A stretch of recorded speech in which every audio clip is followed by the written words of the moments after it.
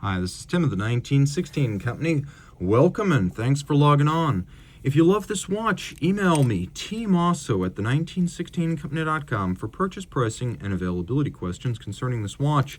And this watch is a Rolex Certified Pre-Owned Oyster Perpetual Cosmograph Daytona 6-digit generation. This is a K serial number, reference 116519 in white gold with Meteorite dial and factory strap.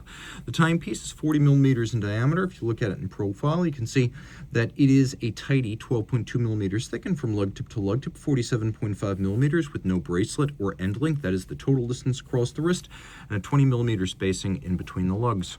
We'll throw this model, which is something of an icon among Daytona variants, onto my 16 centimeter wrist. We'll zoom out a little bit, get a better sense of perspective. Because it is not on a bracelet, it actually fits better on a smaller wrist like mine. So I'd recommend this watch on the strap, especially as the strap starts to break in, for a wrist as small as 14 centimeters circumference. And I've seen women with even smaller wrists wear this model quite well. So this is probably the best case scenario for a modern Daytona if you have a smaller wrist. No big protruding end links, no bracelet, just a strap. And as the strap breaks in, it'll wear better and better and better as that stiffness ebbs.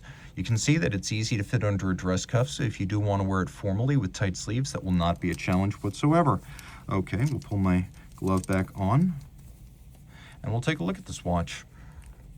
So it's not every day we encounter a factory strap on a Daytona.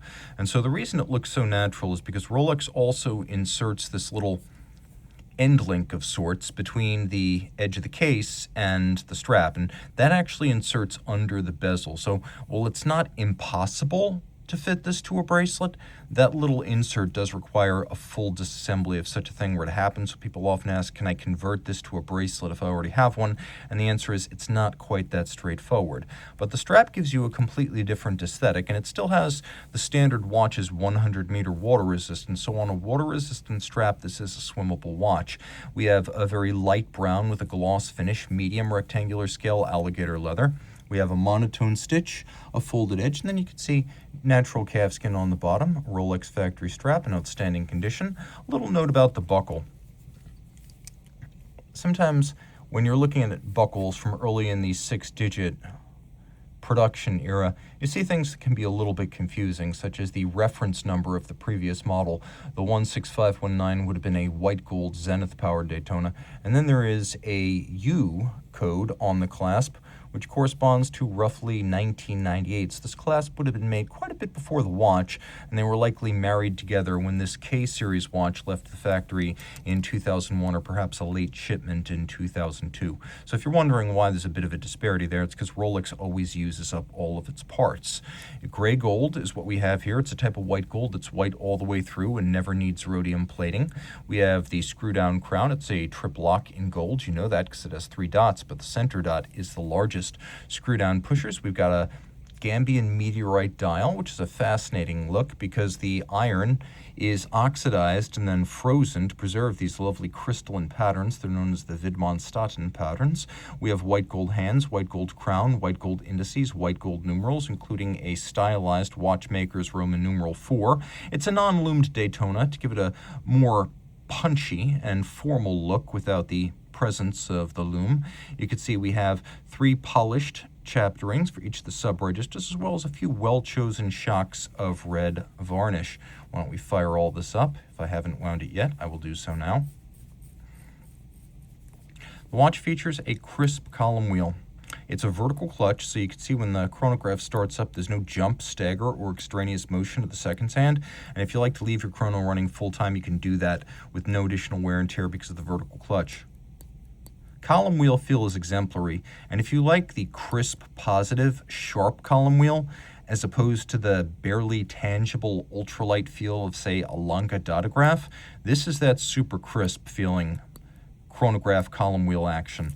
There's nothing to see on the case back, though underneath is Rolex manufactured caliber 4130. 4130 succeeded the old Zenith El Primero, and as mentioned, it does have the vertical clutch on the column wheel, but it's got more. It's a bidirectional automatic winding. It was the first Rolex automatic to use a ball bearing rotor rather than the previous jeweled staff that makes it more shock resistant.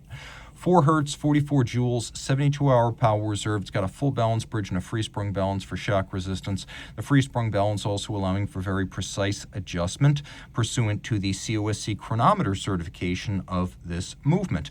That balance also features an overcoil hairspring, hand-shaped Breguet profile, so that it's not as susceptible to the effect that gravity can have on a watch. Gravity will cause a flat hairspring to vary quite a bit. With a more centered mass on an overcoil architecture, this watch does not have that susceptibility. And I do believe that every 6-digit Daytona had the niobium zirconium hairspring as parachrome before it gained the blue oxidation of parachrome blue. So I do believe that this hairspring features the highly anti-magnetic qualities of parachrome blue, but without the later blue oxide to give it that unique identity and branding. So there's still quite a lot of technical capability in here. If you love this watch, reach out to Team Mosso at the 1916company.com. I do have one last detail. You can actually pull the crown and activate hacking seconds. An important distinction between the 5-digit and 6-digit Daytonas, because the old El Primero-based 4030s do not have a hacking function. Again, reach out to Team Mosso at the 1916company.com for purchase and pricing.